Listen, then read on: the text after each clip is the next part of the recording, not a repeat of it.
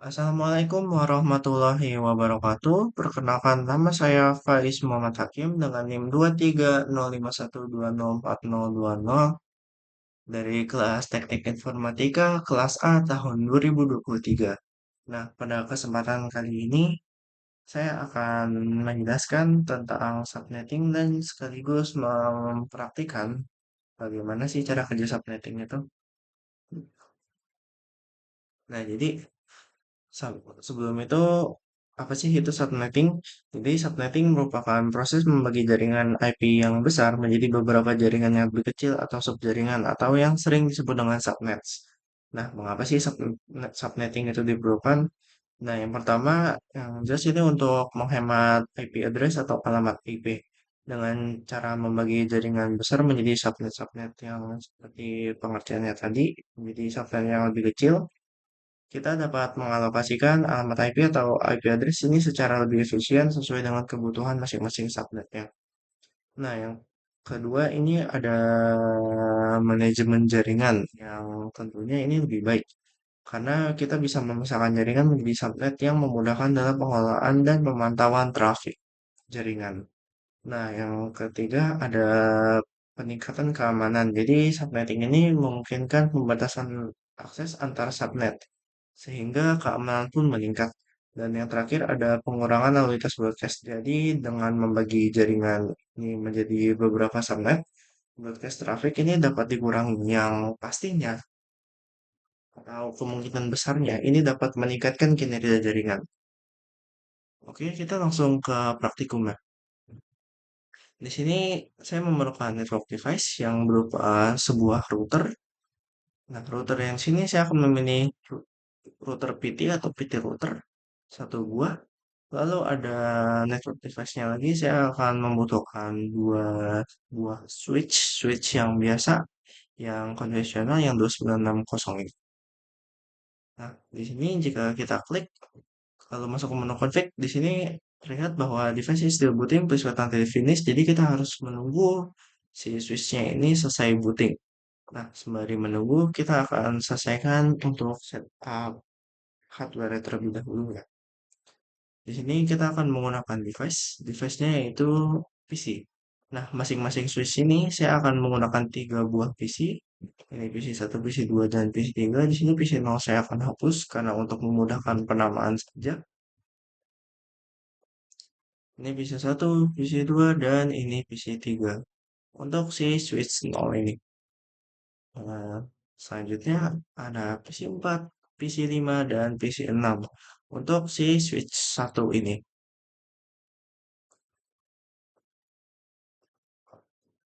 Oke.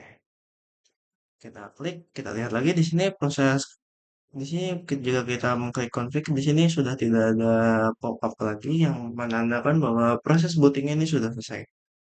Nah, di sini saya ingin mengganti nama switch 0-nya ini menjadi lab 1.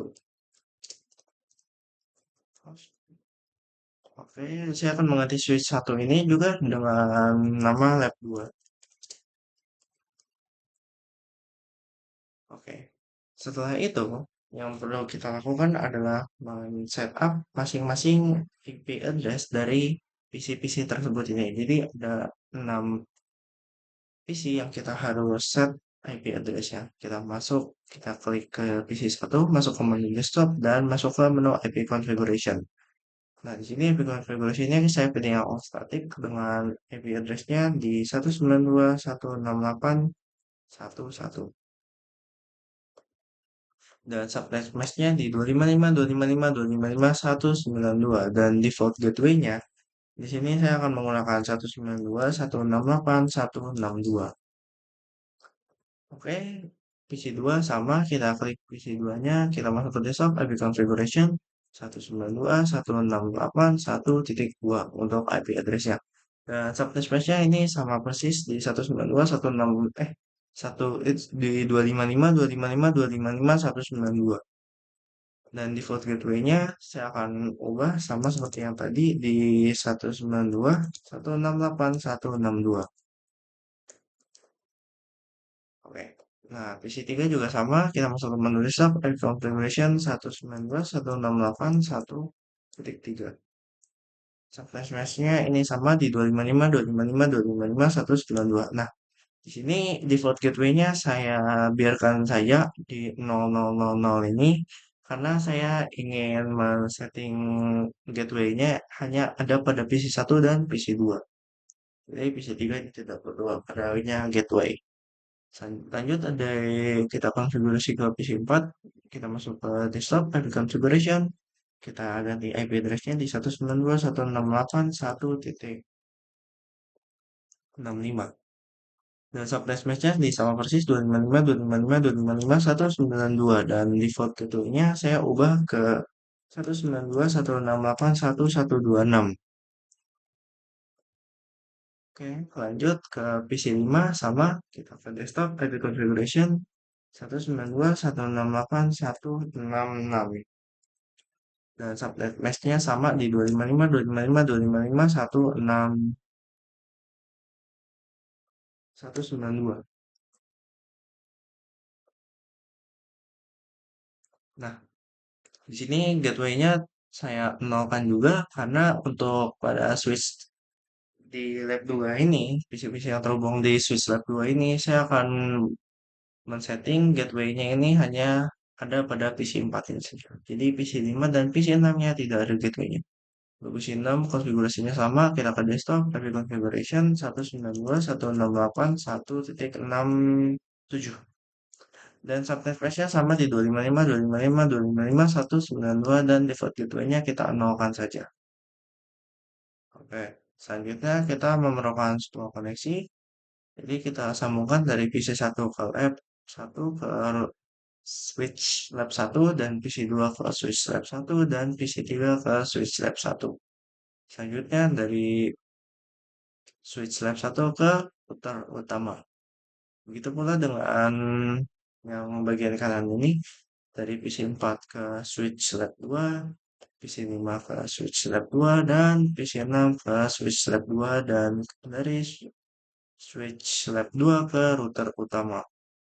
Nah, selanjutnya kita perlu setup pada routernya ini. Kita bakal menu config. Nah, jadi di sini pada lab 1 ini terhubung ke flash internet 0 dan lab 2-nya terhubung ke flash internet 1. Nah, jadi saya akan mengkonfigurasi IP-nya sesuai dengan gateway yang kita pakai tadi. Jadi 192.168.162. Ini untuk lab 1 dan subnet mask-nya sama di 255, 255, 255, 192. Dan jangan lupa ini ada port status kita nyalakan. Ini untuk menyalakan port di routernya. Oke, lanjut. Ini kita ke versi internet 1. Ini untuk switch lab 2. Kita ganti sama seperti gateway-nya yang kita gunakan di 192.168.1.126. Nah, subnet space-nya sama di 192 di 255, 255, 255, 192 dan jangan lupa port statusnya kita on. Oke, jadi ini untuk hardware-nya ini sudah siap untuk kita simulasikan. Nah, untuk ini kita coba cek di menu desktop. Kita coba command prompt-nya ini, kita coba di trash arti configuration-nya misal sendiri 192.168.165 misal.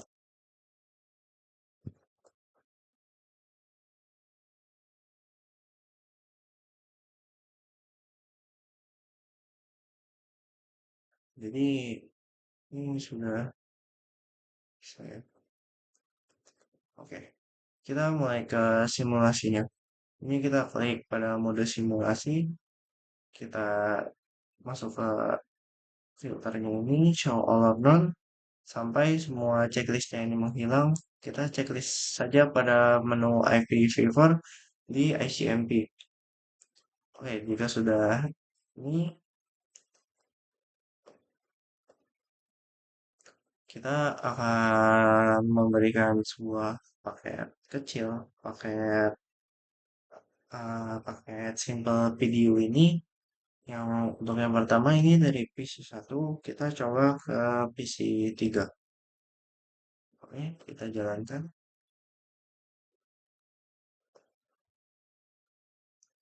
Oke, kita jalankan. Ini dari PC 1 berhasil mengirimkan paket simple video ini ke switch lab 1. Dan selanjutnya, nah dari switch lab 1 ini kita ini melanjutkan atau meneruskan ke MTP yang itu juga yang merupakan ini si PC 3.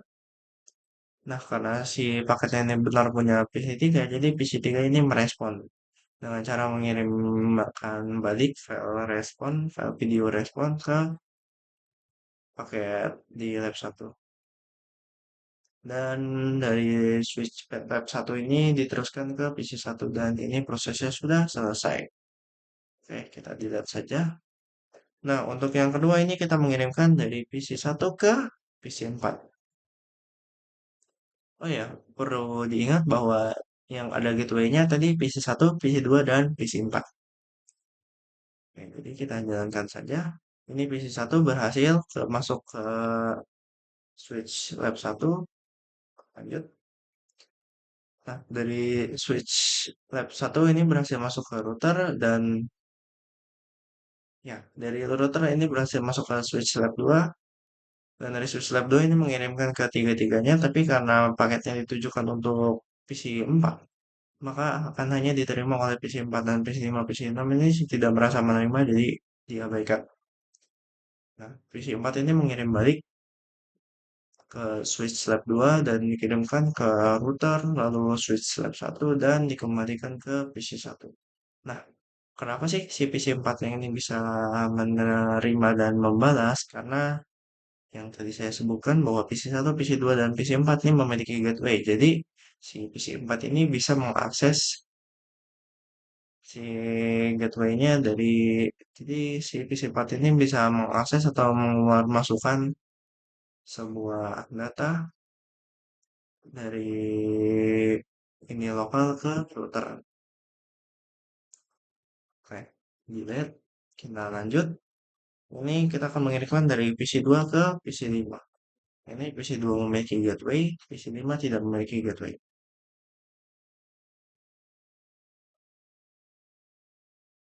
Oke, dari PC 2 berhasil ke switch lab 1. Switch, nah, dari switch lab 1 berhasil ke router. Dari router berhasil ke switch lab 2 dan nah, dari switch lab 2 ini tidak diterima oleh PC 5 karena kenapa? Karena si PC 5 ini tidak memiliki gateway. Jadi si PC 5-nya ini hanya terpaku pada jaringan lokal di lab 2. Jadi si PC 5-nya ini terhubung hanya pada PC 4 dan PC 6 saja. Oke, lanjut. Yang terakhir ini dari PC 3 ke PC 6. PC 3 ke PC 6. PC 3 ini tidak memiliki gateway, dan begitu pula dengan PC 6 juga tidak memiliki gateway ya. Oke, kita jalankan saja.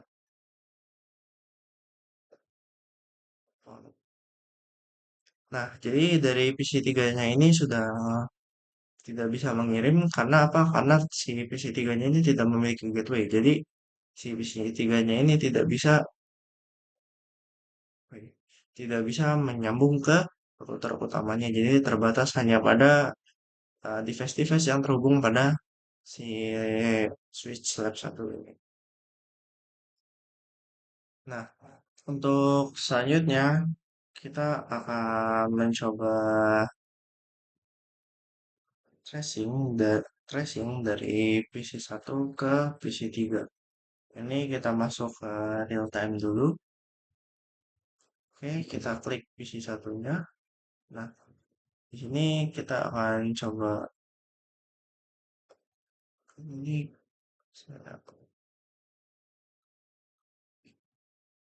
Nah, di sini kita coba ke PC 1 ke PC 3-nya dulu. Tracer 192.168.1.3 yang merupakannya PC 3. Nah, ini tracer komplit ya, jadi ini sudah bisa dari PC 1 ke PC 3. Nah, coba kita selanjutnya dari PC 1 ke PC 4. Ini alamat IP PC 4 ya, 192.168.165. Oke, ini bisa. Nah, yang ini alamat IP ini 192.168.162 ini merupakan gateway dari si switch di lab 1 yang tadi kita setup di router ya. Ini jadi dari PC 1 masuk ke gateway lalu baru ke PC 4 ya.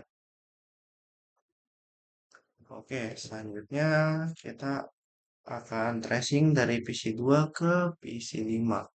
PC 2 ke PC 5. Oke, tracing PC 2 PC 2 ke PC 5. Berarti 192.168.1.66. Ini untuk IP address di PC 5. Oh ya, di sini PC 2 memiliki gateway dan PC 5 nih tidak memiliki gateway. Jadi kita coba lihat yang terjadi. Oh, invalid command.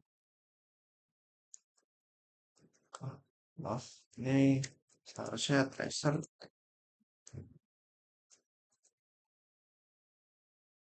Nah, di sini bisa dilihat ya ini bekerja ya. Ini 168.162 yang berarti si PC 2 si paketnya ini paket videonya ini berhasil masuk ke si gateway-nya ini di gateway di switch 1 ini dibuktikan dengan adanya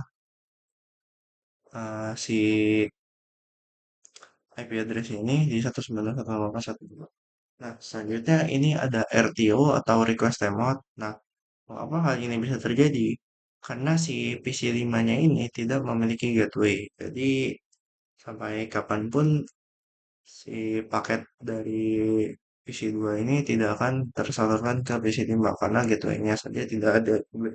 Jika diibaratkan ini pintu masuknya saja tidak ada. Nah, selanjutnya kita akan melakukan tracing dari PC 3 ke PC 6.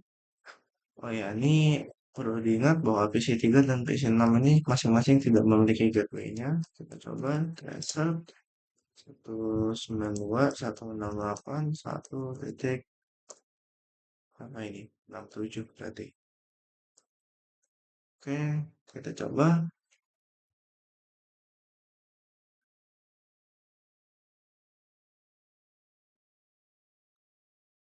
Oke, kita tunggu prosesnya selesai. Nah, di sini langsung RTO ya atau request timeout. Nah, berbeda dengan PC 2 ke PC 5 yang sebelumnya, tadi PC 2 ke PC 5 ini masih ada IP address yang tercantum, Mbak, yang menandakan bahwa si paketnya ini bisa berhasil keluar dari keluar dari jaringan lokal ini melalui gateway-nya. Nah, di sini langsung request remote karena si PC 3 ini tidak memiliki gateway sama sekali. Oke, mungkin sekian praktikum dari saya. Kurang lebihnya mohon maaf. Terima kasih sudah menyimak. Wassalamualaikum warahmatullahi wabarakatuh.